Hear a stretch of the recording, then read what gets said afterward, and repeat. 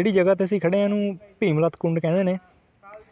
ਅਤੇ ਜਿਹੜਾ ਮਹਾਭਾਰਤ ਦਾ ਭੀਮ ਸੀਗਾ ਉਹਨੇ ਇੱਥੇ ਕਿੱਕ ਮਾਰੀ ਸੀ ਇਹਦੇ ਵਿਚਾਲੇ, ਤਾਂ ਇੱਥੋਂ ਪਾਣੀ ਨਿਕਲਿਆ ਸੀਗਾ ਕਿਹਾ ਜਾਂਦਾ ਇੱਦਾਂ ਬਈ। ਅਤੇ ਕੁੰਡ ਦੇ ਨਾਲ ਹੀ ਇੱਕ ਮੰਦਿਰ ਬਣਿਆ ਛੋਟਾ ਜਿਹਾ, ਉੱਥੇ ਚੱਲਾਂਗੇ। ਅਤੇ ਉਹ ਬਾਈ ਹੁਣੀ ਇਸ਼ਨਾਨ ਕਰੀ ਜਾਂਦੇ ਨੇ, ਇੱਥੇ ਲੋਕ ਹਲੇ ਵੀ ਇਸ਼ਨਾਨ ਕਰਦੇ ਨੇ ਕੁੰਡ ਦੇ ਵਿੱਚ। ਅੱਗੇ ਨੂੰ ਚੱਲਦੇ ਹਾਂ ਹੁਣ।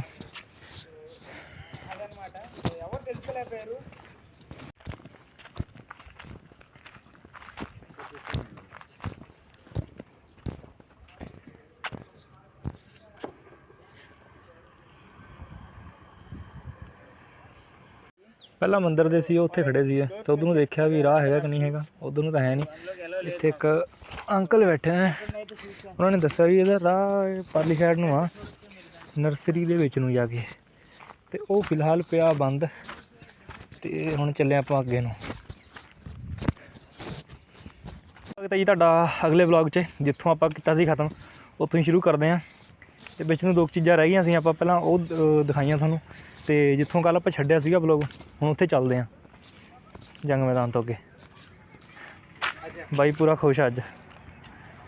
ਲਓ ਜੀ, ਜਿੱਥੋਂ ਆਪਾਂ ਵਲੋਗ ਕੱਲ੍ਹ ਖ਼ਤਮ ਕੀਤਾ ਸੀ ਉੱਥੇ ਹੀ ਪਹੁੰਚ ਗਏ ਆਪਾਂ ਅੱਜ। ਅਤੇ ਇਹ ਸ਼ਿਵ ਮੰਦਿਰ ਆ, ਅਤੇ ਇਹਦਾ ਇੱਕ ਗੇਟ ਪਰਲੀ ਸਾਈਡ ਵੀ ਆ। ਅਤੇ ਆਪਾਂ ਕੱਲ੍ਹ ਇੱਧਰ ਨੂੰ ਗਏ ਸੀ ਅਤੇ ਇੱਧਰ ਨੂੰ ਹੀ ਚੱਲਦੇ ਹਾਂ ਅੱਜ ਫਿਰ ਯਾਰ।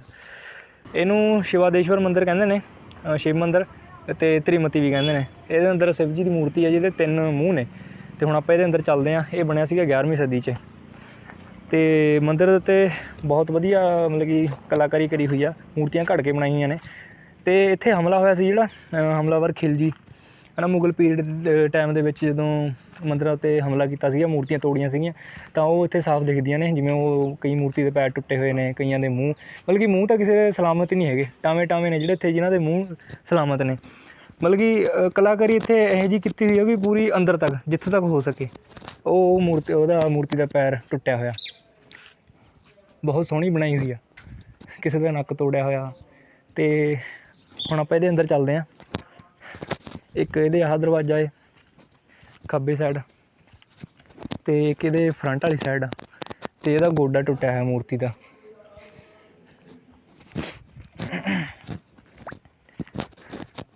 ਆ ਇਹਦਾ ਫਰੰਟ ਤੋਂ ਆ। ਆਪਾਂ ਚੱਲਦੇ ਹਾਂ ਇਹਦੇ ਅੰਦਰ ਹੁਣ। ਜਦੋਂ ਇਹ ਮੰਦਿਰ ਢਹਿ ਗਿਆ ਸੀਗਾ, ਉਸ ਤੋਂ ਬਾਅਦ ਸ਼ਾਸਕ ਭੋਜ ਨੇ ਇਹ ਦੁਬਾਰਾ ਬਣਵਾਇਆ ਸੀਗਾ 14ਵੀਂ ਸਦੀ ਦੇ ਵਿੱਚ। ਅਤੇ ਉੱਦਾਂ 11ਵੀਂ ਸਦੀ ਦਾ ਬਣਿਆ ਹੋਇਆ, ਅਤੇ ਮੁੜ ਇਹਦਾ ਨਿਰਮਾਣ ਹੋਇਆ ਸੀਗਾ 14ਵੀਂ ਸਦੀ 'ਚ, ਜਦ ਇੱਥੇ ਹਮਲਾ ਹੋਇਆ ਸੀਗਾ, ਢਹਿ ਗਿਆ ਸੀ ਮੰਦਿਰ ਇਹ। ਇਹਦੇ ਅੰਦਰ ਚੱਲਦੇ ਹਾਂ ਆਪਾਂ ਹੁਣ। ਤੁਹਾਨੂੰ ਇੱਕ ਝਲਕ ਦਿਖਾ ਦਿੰਦਾ ਥੋੜ੍ਹੀ ਜਿਹੀ। ਜਿਵੇਂ ਆਹ ਇੱਥੋਂ ਹੱਥ ਟੁੱਟਿਆ ਹੋਇਆ, ਅਤੇ ਇੱਥੋਂ ਵੀ ਆਹ ਬਾਂਹ ਟੁੱਟੀ ਹੋਈ ਆ, ਅਤੇ ਆਹ ਮੂੰਹ ਟੁੱਟੇ ਹੋਏ ਨੇ ਇਹਨਾਂ ਦੇ। ਜਿਵੇਂ ਤੁਹਾਨੂੰ ਕਿਹਾ ਸੀ ਨਾ, ਮੂੰਹ ਤਾਂ ਕਿਸੇ ਦਾ ਸਲਾਮਤ ਹੈ ਹੀ ਨਹੀਂ। ਦੇਵੀ ਦੇਵਤਿਆਂ ਦੀਆਂ ਇਹ ਮੂਰਤੀਆਂ ਨੇ, ਫਿਗਰਸ। ਇੱਥੋਂ ਵੀ ਟੁੱਟਿਆ ਹੋਇਆ ਇਹ, ਅਤੇ ਇਹਦੀ ਲੱਤ ਟੁੱਟੀ ਹੋਈ ਆ। ਅਤੇ ਅੰਦਰ ਚੱਲਦੇ ਹਾਂ ਆਪਾਂ ਇਹਦੇ ਹੁਣ। ਮੰਦਿਰ ਦੇ ਅੰਦਰ ਸ਼ਿਵ ਜੀ ਦੀ ਮੂਰਤੀ ਬਣੀ ਹੋਈ ਆ 3 ਫੇਸ ਵਾਲੀ, ਕੁਛ ਇੱਦਾਂ ਦਾ ਏ।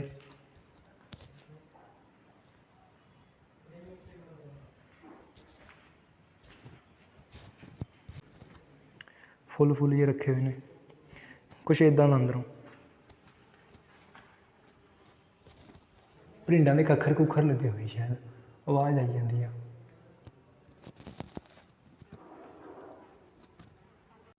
ਉਹ ਸਾਹਮਣੇ ਕਬੂਤਰ ਬੈਠਾ।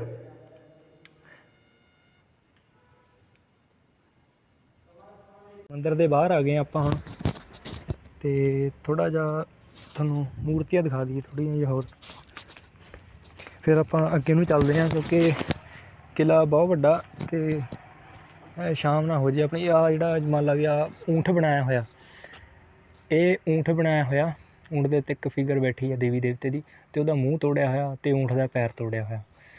ਮਤਲਬ ਕਿ ਮੂਰਤੀ ਕਲਾ ਇਹਦੇ 'ਚ ਇੰਨੀ ਘੜ ਕੇ ਕਰੀ ਹੋਈ ਆ ਪੱਥਰਾਂ ਦੇ ਉੱਤੇ, ਵੀ ਜਿੱਥੇ ਤੱਕ ਹੋ ਸਕੇ। ਜਿਵੇਂ ਆ ਬਹੁਤ ਬਰੀਕ ਬਣਾਇਆ, ਮੈਂ ਜ਼ੂਮ ਕਰਕੇ ਦਿਖਾਉਣਾ। ਗਹਿਣੇ ਗੁਣੇ ਜਿਹੇ ਬਣਾਏ ਹੋਏ ਨੇ, ਬਾਹਲਾ ਬਰੀਕੀ ਕੰਮ ਕਰਿਆ ਹੋਇਆ ਇਹਦੇ 'ਤੇ। ਅਤੇ ਇੱਥੇ ਬੈਠਣ ਨੂੰ ਸ਼ਾਮੀ ਵਧੀਆ ਲੱਗਦਾ, ਜਦੋਂ ਆਪਾਂ ਇੱਥੇ ਨਾ ਪੂਰਾ ਪੀਸਫੁਲ ਮਾਹੌਲ ਹੁੰਦਾ, ਇੱਥੇ ਬੈਠਣ ਨੂੰ ਜੀਅ ਕਰਦਾ ਉਸ ਟਾਈਮ। ਹੁਣ ਤਾਂ ਧੁੱਪ ਵਾਲੀ ਹੋਈ ਪਈ ਆ। ਅਤੇ ਇੱਕ ਇਹਦਾ ਆਹ ਦਰਵਾਜ਼ਾ ਏ, ਅਤੇ ਆਹ ਮੂਰਤੀ ਦਾ ਵੀ ਪੈਰ ਤੋੜਿਆ ਹੋਇਆ, ਅਤੇ ਆਹ ਬਹੁਤ ਸੋਹਣੀ ਬਣਾਈ ਹੋਈ ਆ। ਇਹਦੇ ਸਾਰੇ ਪਾਸੇ ਨੂੰ ਮੂਰਤੀਆਂ ਘੜੀਆਂ ਹੋਈਆਂ ਨੇ ਮੰਦਿਰ ਦੇ ਵਿੱਚ। ਤੇ ਸਾਹਮਣੇ ਕਬੂਤਰ ਬਾਈ ਬੈਠਾ। ਛੋਟੀ ਮੂਰਤੀਆਂ ਵੀ ਨਹੀਂ ਛੱਡੀਆਂ ਹੋਈਆਂ ਮੰਦਿਰ ਦੇ ਉੱਤੇ, ਜਿੱਦਾਂ ਇਹਦਾ ਫੇਸ ਤੋੜਿਆ ਹੋਇਆ, ਇੱਥੋਂ ਗੋਡਾ ਤੋੜਿਆ ਹੋਇਆ ਹੈ ਨਾ। ਤੇ ਕਾਫੀ ਉੱਪਰ ਇੱਕ ਮੂਰਤੀ ਆ, ਉਹਦਾ ਸਾਰਾ ਮਤਲਬ ਕਿ ਅੱਧਾ ਸਰੀਰ ਹੀ ਤੋੜਿਆ ਹੋਇਆ, एक पैर तोड़ा है मूर्ति का। ये अद्भुतनाथ टेम्पल है, इसको त्रिमूर्ति के रूप में बनाया। पहले यहाँ पे एक चट्टान था, इसी चट्टान के ऊपर राजा भोज ने त्रिमूर्ति के रूप में बनाया। मंदिर का नाम रखा समाधीश्वर। और ये टेम्पल जो है यहाँ के राजा भोज ने 14th सेंचुरी के अंदर में इसको बनवाया था। और त्रिमूर्ति दिखाई देता है ब्रह्मा विष्णु महेश। तीन रूप, बचपन जवानी, तीन रूप है। अगर गौर से इसको देखा जाए तो फर्स्ट वाला जो मूर्ति है बचपन दिखाई देता है उसमें, और सेकंड जो मूर्ति है विष्णु का, उसमें जवानी दिखाई देती है। और त्रिमूर्ति तीसरे नंबर की जो मूर्ति है उसमें बुढ़ापा दिखाया जाता है। इस प्रकार से मूर्ति बनी है। 9 फीट लंबा मूर्ति है और 6 फीट चौड़ाई में बना हुआ है। चट्टान के ऊपर राजा भोज ने उस समय में इस चट्टान का गलत उपयोग ना हो, इसलिए इसको त्रिमूर्ति दिया, ब्रह्मा विष्णु महेश। ठीक। और मुगल पीरियड में यहाँ पर जो मूर्ति वगैरह तोड़ी थी वही यही मुगल लोगों ने इसमें जो ये 13th सेंचुरी का मंदिर बना हुआ, 13th सेंचुरी से पहले का मंदिर बना हुआ है, 11वीं जो सदी कि अलाउद्दीन खिलजी हमला किया था मंदिर पे, अटैक किया था फोर्ट के अंदर में। उसी समय इन लोगों ने सारे मंदिर खंडर कर दिए। और 13 किलोमीटर की लंबाई में फोर्ट बसा हुआ है, 700 एकड़ की जमीन पे। 700 एकड़ की जमीन पे पूरा फोर्ट बना हुआ है ये। और जमीन लेवल से इसका हाइट देखा जाए तो 580 फीट की हाइट पे ये फोर्ट बना हुआ है। और देखने में खंडर है, सुनने में इतिहास है, और खाने में यहाँ का शरीफा जो सीताफल है वो फेमस है। और इसकी केयर भी बहुत हो रखी है ना, बहुत केयर की है। हाँ, तभी नवा लग रहा है ऐसे देखने में, पर है बहुत पुराना है। इस पे जंग इसलिए नहीं लगता है कि चिकना पत्थर है। चिकना, इस पहाड़ का जो चिकना पत्थर होता है उस पे जंग नहीं लगता। लाल पत्थर भी यूज हुआ है ना, चूना और पत्थर से बना हुआ है। लाल पत्थर भी यूज हुआ है, लाल पत्थर भी यूज हुआ है, लेकिन इसमें चिकना पत्थर होता है इसीलिए इसके ऊपर जंग नहीं लगता है। और ये चूना और पत्थर से बना हुआ है। धुल भी जाता है आराम से ना बारिश में। जी जी, बारिश में आराम से सफाई हो जाती है आराम से। ਤੇ ਆਹ ਮੂਰਤੀਆਂ ਉਸੇ ਟਾਈਮ ਦੀ ਟੁੱਟੀ ਹੋਈਆਂ ਨੇ ਜਦੋਂ ਖਿਲਜੀ ਨੇ ਹਮਲਾ ਕੀਤਾ ਸੀ ਨਾ ਮੰਦਿਰ ਤੇ, ਤੁਹਾਨੂੰ ਦੱਸਿਆ ਸੀ। 1303 के अंदर ये युद्ध हुआ था। 1303 के। और ये उससे पहले का बना हुआ है ना, ये उससे पहले का 11वीं सदी का ना। 11वीं सदी ਦਾ ਬਣਾਇਆ, ਤੁਹਾਨੂੰ ਦੱਸਿਆ ਸੀ ਨਾ।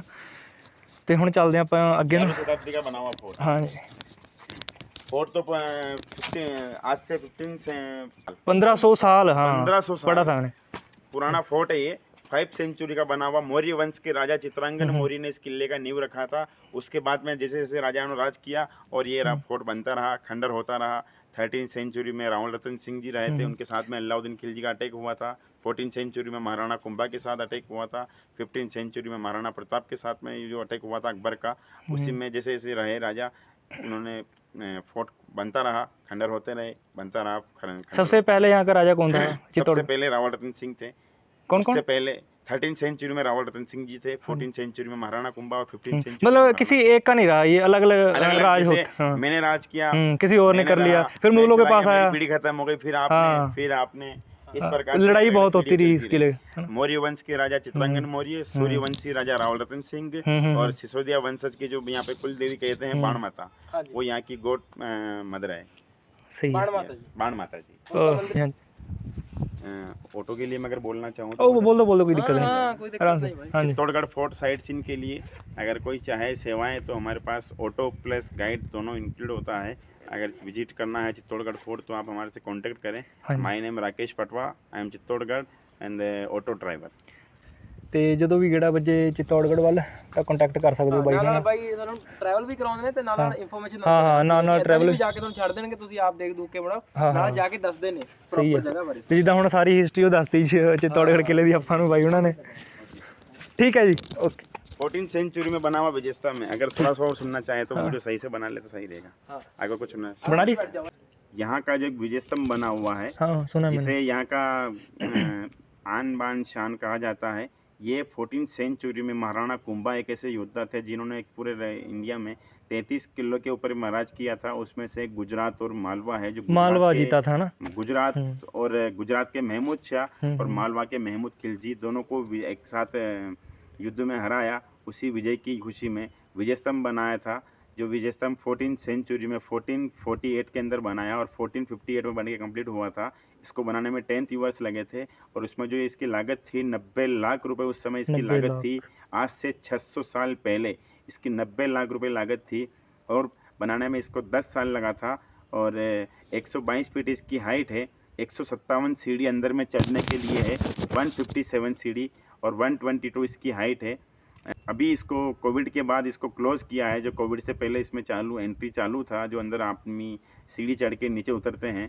और इसको इसी के बाजू में जौहर स्थल है, जहां रानी पद्मावती ने एक ओपन टैंक के अंदर रानी पद्मावती ने 16,000 दासी के साथ में छोटे छोटे बच्चों को लेके जलती हुई आग के अंदर जौहर किया था। वो जौहर करने का ये कारण था कि यहाँ के जो राजा थे, जब जंग में जाते थे ना, रावल रतन सिंह जी जो थे, उनके ऊपर अटैक हुआ था अलाउद्दीन खिलजी का, जो 13 सेंचुरी में 1303 के अंदर युद्ध हुआ था। उसी युद्ध के अंदर धोखे से अलाउद्दीन खिलजी ने पीछे से वार करके रतन सिंह जी को शहीद कर दिया। तो उसी की जो उसको शॉट लगा था रानी पद्मिनी को कि भाई यहाँ हमारा हस्बैंड अब यहाँ रहा नहीं, युद्ध में शहीद हो चुके हैं, तो हम यहाँ पे रह के क्या करेंगे। एक लेडीज की इज्जत को और इस मेवाड़ की आन बान शान को बचाने के लिए जलती हुई आग के अंदर 16,000 रानी के साथ, दासी के साथ में इन्होंने जोहर किया था। वही जोहर यहाँ विजय स्तंभ के नजदीक में बना हुआ। वो जोहर मतलब कि 50 फुट गहरा था ना, अभी तो उसमें 40 से 50 फीट गहरा ऊंचा कर दिया अभी तो ना। 40 से 50 फीट गहरा टैंक था, लेकिन बाद में जो ये टूरिस्ट यहाँ पे आते हैं, कुछ पब्लिक उस जौहर स्थल का अगर गलत उपयोग ना हो और उसमें कोई गंदगी ना हो, इसलिए उसको मिट्टी डाल के पैक कर दिया गया। और वहाँ पे एक छोटा सा हवन कुंड बना हुआ है, जो होली के बाद में यहाँ के जो राजपूत लोग हैं, करनी सेना राजपूत लोग, वो यहाँ पे हर साल होली के बाद में जो एकादशी आती है, उस दिन यहाँ पे एक मेला लगता है। तो मार्केट के द्वारा मार्केट से जुलूस द्वारा यहाँ पे इस फोर्ट के अंदर जुलूस द्वारा ऊपर फोर्ट के अंदर आते हैं और वहाँ पे एक जो हवन कुंड बना हुआ है, वहाँ पे हवन होता है। रानी पद्मावती की शांति के लिए, आत्मा की शांति के लिए हवन होता है। और इस पूरे मेले पे एक मेला लगता है। उस मेले का नाम है जौहर मेला। वो हर साल मार्च महीने में जो होली आती है, होली के बाद में जो एकादशी होती है, उस दिन यहाँ पे एक मेला लगता है, जौहर मेला। ठीक है जी, थैंक यू भाई। बाजू में अगर जौहर स्थल के बाजू में एक पानी का टैंक है, वाटर टैंक, उस टैंक का नाम है गौमुखी कुंड। जो गौमुखी इसलिए कहा जाता है कि वहाँ पे गाय का मुंह बना हुआ है, उस गाय के मुंह से जो पानी निकलता है। आप 600 फीट की हाइट पे इस पहाड़ के ऊपर खड़े हैं, फिर भी इतनी बड़ी पहाड़ी से वो पानी कहाँ से निकलता है। कुदरती पानी है, नेचुरल पानी है, वो कहाँ से आता है ये पता नहीं है, लेकिन मौसम के हिसाब से वो ठंडा और गर्म रहता है। जैसा मौसम रहेगा वो वैसा पानी रहेगा। गर्मी में ठंडा, सर्दी में गर्म, 12 महीने 24 घंटे चालू रहता है, 24 आवर्स पानी चालू रहता है। नेचुरल पानी है। इसी पानी को रानी पद्मावती यहीं पे स्नान वगैरह करती थी। और वहाँ पे एक शिवलिंग बना हुआ, जहाँ पे रानी पद्मावती उस शिवलिंग की पूजा करती थी। उसकी सास कर्णावती भी वहीं पे पूजा पाठ करती थी। और उसी के बाजू में बना हुआ ब्रह्मा विष्णु महेश का टेम्पल, जो समादेश्वर कहते हैं, जो राजा भोज ने बनवाया था। त्रिमूर्ति, एक चट्टान के ऊपर त्रिमूर्ति बनवाया, ब्रह्मा विष्णु महेश। मंदिर का नाम है समादेश्वर।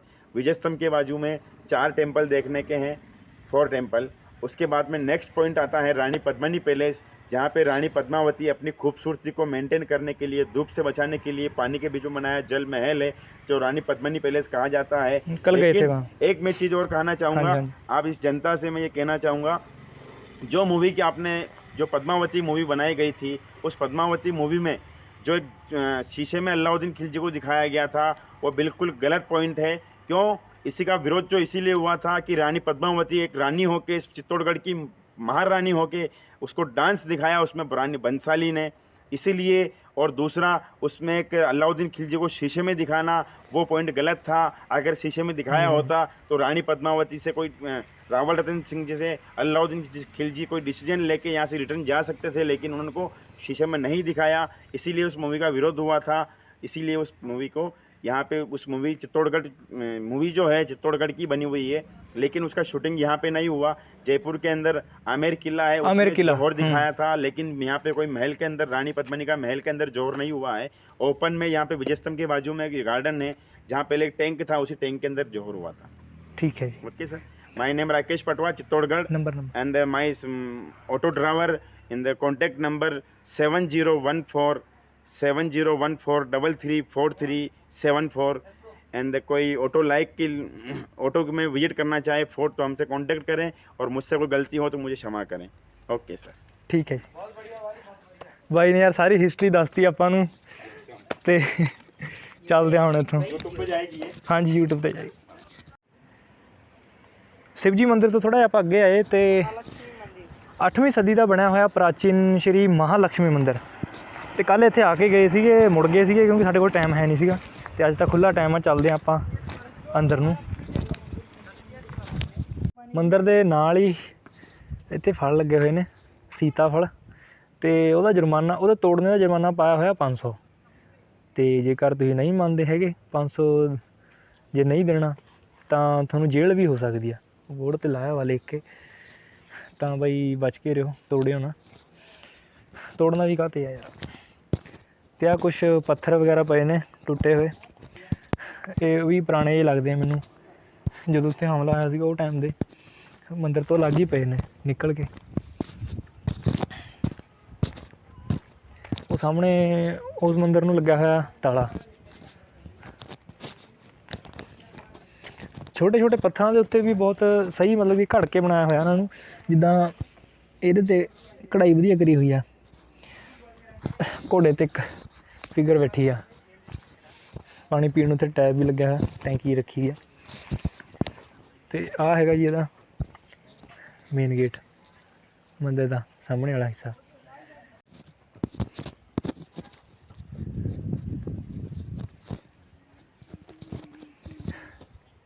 ਇਹ ਵੀ ਉੱਪਰੋਂ ਤੋੜੀ ਹੋਈ ਆ।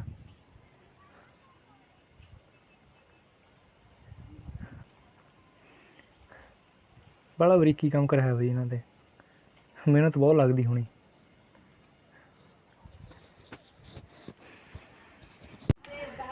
ਮੰਦਿਰ ਤੋਂ ਥੋੜ੍ਹਾ ਜਿਹਾ ਅੱਗੇ ਆ ਕੇ ਇੱਕ ਗੇਟ ਆਉਂਦਾ, ਸੂਰਜ ਪੁਲ, ਅਤੇ ਇਹਦੇ ਅੰਦਰ ਇੱਕ ਪਿੰਡ ਵੀ ਵਸਿਆ ਹੋਇਆ ਜਿਹਨੂੰ ਸੂਰਜ ਪੁਲ ਕਹਿੰਦੇ ਨੇ। ਅਤੇ ਫਸਟ ਗੇਟ ਹੈ, 7 ਗੇਟ ਨੇ ਇੱਥੇ। ਕਿਸੇ ਟਾਈਮ ਇੱਥੇ ਨੂੰ ਅਕਬਰ ਆਇਆ ਸੀਗਾ, ਅਤੇ ਜਦੋਂ ਜੰਗ ਹੋਈ ਸੀ ਤਾਂ ਜਿਹੜਾ ਖਿਲਜੀ ਸੀਗਾ ਉਹ ਇੱਥੋਂ ਹੀ ਐਂਟਰ ਹੋਇਆ ਸੀਗਾ, ਕਿਹਾ ਜਾਂਦਾ। ਅਤੇ ਇਸ ਜਗ੍ਹਾ 'ਤੇ ਇਕੱਠ ਜਿਹਾ ਬੜਾ ਹੋਇਆ ਲੋਕਾਂ ਦਾ। ਮੇਨ ਗੇਟ ਆ, ਇੱਥੇ ਹੀ ਸਾਰੇ ਐਂਟਰ ਹੁੰਦੇ ਆ। ਕਿਹਾ ਜਾਂਦਾ ਵੀ ਕਿਲ੍ਹੇ ਦੇ ਵਿੱਚ ਐਂਟਰ ਹੋਣ ਨੂੰ ਉਹਨਾਂ ਨੂੰ ਲੱਗ ਗਏ ਸੀਗੇ 6 ਮਹੀਨੇ ਮੁਗਲਾਂ ਨੂੰ। ਫਿਰ ਕਿਤੇ ਜਾ ਕੇ ਕਿਲ੍ਹੇ ਦੇ ਵਿੱਚ ਐਂਟਰ ਹੋਏ ਸੀਗੇ, ਅਤੇ ਫਿਰ ਤੋੜ ਭੰਨ ਕੀਤੀ ਸੀ ਉਹਨਾਂ ਨੇ।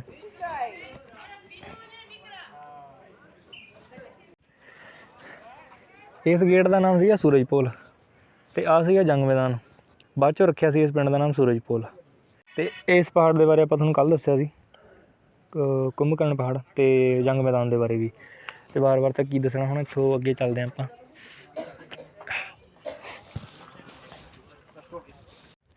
ਮੰਨ ਲਓ ਵੀ ਜਦੋਂ ਜੰਗ ਹੁੰਦੀ ਸੀ ਤਾਂ ਸਭ ਤੋਂ ਪਹਿਲਾਂ ਉਹਨੂੰ ਆਹ ਗੇਟ ਥਾਣੀ 'ਚ ਆਉਣਾ ਪੈਂਦਾ ਸੀਗਾ, ਸੂਰਜ ਪੋਲ ਥਾਣੀ 'ਚ। ਇਸ ਤੋਂ ਬਾਅਦ ਜਾ ਕੇ ਕਿਤੇ ਬਾਕੀ ਦੇ ਜਿਹੜੇ 6 ਗੇਟ ਨੇ ਉਹ ਹੁੰਦੇ ਸੀਗੇ, ਅਤੇ ਉਹ ਬਾਅਦ 'ਚੋਂ ਬਣਾਏ ਸੀਗੇ ਮਹਾਰਾਣਾ ਕੁੰਭਾਂ ਨੇ। ਅਤੇ ਆਹ ਤਾਂ ਬਹੁਤ ਪੁਰਾਣਾ ਬਣਿਆ ਹੋਇਆ ਗੇਟ, ਮੇਨ ਗੇਟ ਆ ਜਿਹੜਾ। ਗੇਟ ਦੇ ਨਾਲ ਨਾਲ ਸੇਫਟੀ ਵੀ ਲਾ ਕੇ ਰੱਖਦੇ ਸੀਗੇ ਬਈ ਇਹਨੂੰ ਕੋਈ ਤੋੜ ਨਾ ਸਕੇ, ਕੋਈ ਹਾਥੀ ਤੋੜ ਨਾ ਸਕੇ ਇਹਨੂੰ। ਸਰੀਏ ਲੱਗੇ ਪਏ ਹੁੰਦੇ ਸੀਗੇ ਗੇਟ ਦੇ ਨਾਲ ਨਾਲ। ਫਿਲਹਾਲ ਤਾਂ ਇਹਦੇ 'ਤੇ ਗੇਟ ਹੈ ਨਹੀਂ ਗਾ। ਅਤੇ ਹੁਣ ਚੱਲਦੇ ਹਾਂ ਇੱਥੋਂ। ਇੱਥੇ ਨੂੰ ਇੱਕ ਰਸਤਾ ਜਿਹਾ ਬਣਿਆ ਹੋਇਆ ਸੀਗਾ ਗੇਟ ਦੇ ਉੱਪਰ ਆਉਣ ਨੂੰ, ਤਾਂ ਵਿਊ ਵਧੀਆ ਆਈ ਜਾਂਦਾ ਸਾਰੇ ਜੰਗ ਮੈਦਾਨ ਦਾ।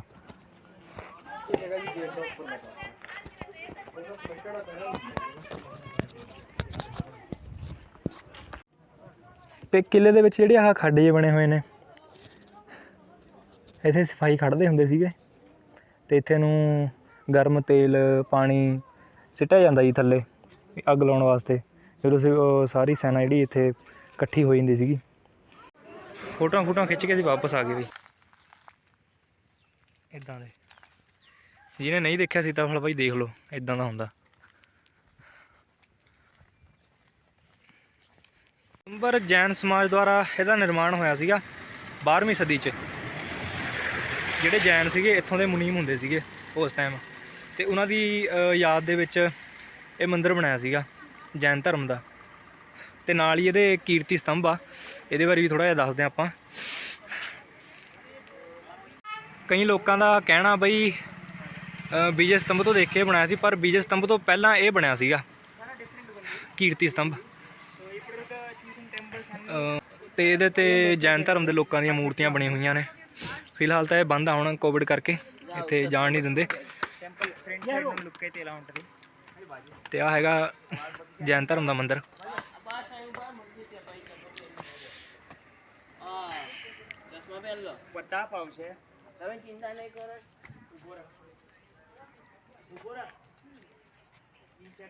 ਅੰਦਰ ਇਹਦੇ ਲਿਖਿਆ ਵੀ ਹੋਇਆ ਚਿੱਤੌੜਗੜ੍ਹ ਦੁਰਗ ਦਿਗੰਬਰ ਜੈਨ ਮੰਦਿਰ।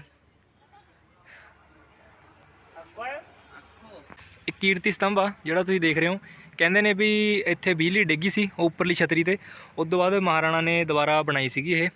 ਮਤਲਬ ਕਿ ਇੰਨੀ ਵਧੀਆ ਬਣਾਈ ਹੋਈ ਆ ਵੀ ਆਪਾਂ ਵੀ ਗੈਸ ਨਹੀਂ ਕਰ ਸਕਦੇ ਵੀ ਉਹ ਬਾਅਦ 'ਚ ਬਣੀ ਆ, ਵੀ ਇੱਕੋ ਸਾਰ ਜਿਹੇ ਲੱਗਦੇ ਨੇ ਪਰ ਉਹ ਬਾਅਦ 'ਚ ਬਣੀ ਆ।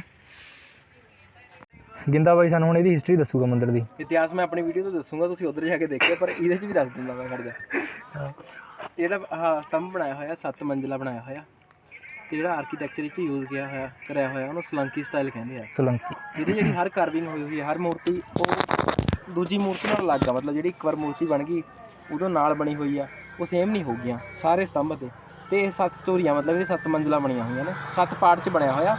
ਮੰਜ਼ਿਲਾ ਤੁਹਾਨੂੰ ਦੇਖਣ ਨੂੰ ਇਹ ਇੱਕ ਹੀ ਲੱਗੂਗਾ ਸਾਰਾ, ਮਤਲਬ ਕਿ ਥੋੜ੍ਹਾ ਜਿਹਾ ਫਰਕ ਆ ਉਹਦੇ 'ਚ, ਜਿੱਦਾਂ ਐਂ ਜਾ ਕੇ ਥੋੜ੍ਹੀ ਜਿਹੀ ਫਿਰ ਉੱਤਾ ਹੋ ਗਈ, ਫਿਰ ਇੱਦਾਂ 7 ਬਣੀਆਂ ਹੋਈਆਂ ਨੇ। ਹੈ ਇਹ 75 ਫੁੱਟ ਯਾਨੀ ਕਿ 23 ਮੀਟਰ ਉੱਚਾ। ਤੇ ਇਹਨੂੰ ਬਣਾਇਆ ਸੀ ਇੱਕ ਜੈਨ ਵਪਾਰੀ ਨੇ 12ਵੀਂ ਸਦੀ 'ਚ, 1150 ਤੋਂ ਬਾਅਦ ਬਣਾਇਆ ਸੀ ਤੇ 1200 ਤੋਂ ਪਹਿਲਾਂ ਕੰਪਲੀਟ ਹੋ ਗਿਆ ਸੀਗਾ। ਉਹਦਾ ਨਾਮ ਸੀਗਾ ਜੀਜਾ ਬਗੇਰਵਾਲਾ। ਤੇ ਜਿਹੜਾ ਨਾਲ ਤੁਸੀਂ ਮੰਦਿਰ ਦੇਖ ਰਹੇ ਹੋ ਦਿਖਾ ਦੇ, ਇਹਨੂੰ ਸਤਬੀਜ ਕਹਿੰਦੇ ਆ। ਸਤਬੀਜ ਮੰਦਿਰ, ਇਹ ਵੀ ਜੈਨੀ ਦਾ ਮੰਦਿਰ ਆ। ਤੇ ਮੰਦਿਰ ਦੇ ਨਾਲ ਟਾਵਰ ਖੜਾ ਕੀਤਾ ਹੋਇਆ ਹੈ ਤੇ ਇਹ ਕੀਰਤੀ ਸਤੰਭ ਚੋਟ ਤੇ ਬਣਾਇਆ ਹੋਇਆ ਇੱਕ ਵਿਜੇ ਸਤੰਭ। ਮਤਲਬ ਇਹਦਾ ਆਰਕੀਟੈਕਚਰ ਦੇਖ ਕੇ ਉਹ ਸਤੰਭ ਬਣਵਾਇਆ 200 ਸਾਲ ਬਾਅਦ 'ਚ ਬਣਾਇਆ ਸੀਗਾ ਇੱਦਾਂ ਕੀਰਤੀ ਸਤੰਭ ਦਾ। ਆਹ ਹਿਸਾਬ ਸੀ ਇਹਦਾ। ਤੇ ਬਾਕੀ ਜੇ ਡੀਪ 'ਚ ਤੁਸੀਂ ਜਾਣਕਾਰੀ ਲੈਣੀ ਆ ਤਾਂ ਮੇਰਾ ਵਲੌਗ ਦੇਖੋ ਬਰੋ।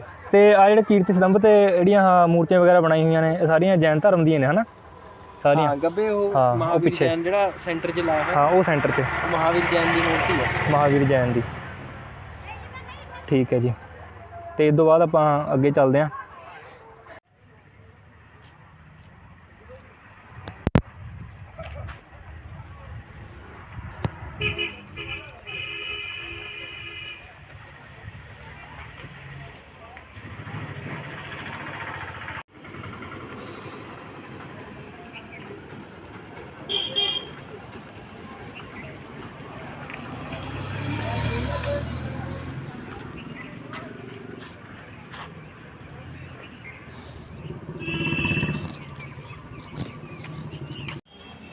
Government museum Chittorgarh. ਇੱਥੇ ਐਂਟਰੀ ਫੀਸ ਲਿਖੀ ਆ ਬਾਈ। ਇੰਡੀਅਨ ਟੂਰਿਸਟ ਨੇ ਜਿਹੜੇ ਉਹਨਾਂ ਦੀ 20 ਰੁਪਏ, ਇੰਡੀਅਨ ਸਟੂਡੈਂਟ ਨੇ ਉਹਨਾਂ ਦੀ ਬੱਲੇ ਬੱਲੇ 10 ਰੁਪਏ ਉਹਨਾਂ ਦੀ, ਤੇ ਫੋਰਨ ਤੋਂ ਟੂਰਿਸਟ ਨੇ ਜਿਹੜੇ ਉਹਨਾਂ ਦੀ 100 ਆ ਐਂਡ 50 ਰੁਪਏ ਸਟੂਡੈਂਟ।